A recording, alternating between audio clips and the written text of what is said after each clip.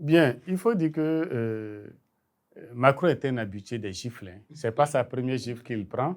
Je pense finalement que Macron est un habitué des gifles. Il a suffisamment été giflé tout au long donc, de ses 2 mandats.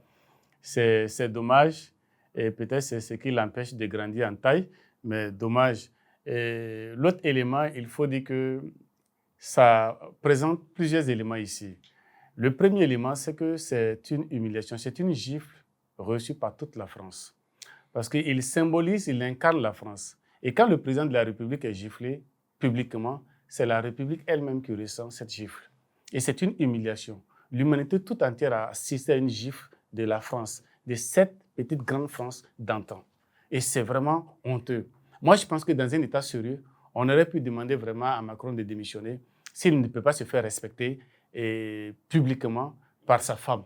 Parce que là, ce n'est pas une affaire privée. Certains diront que c'est une affaire privée. Non, parce que lorsqu'il est en déplacement, c'est toute la France qu'il représente.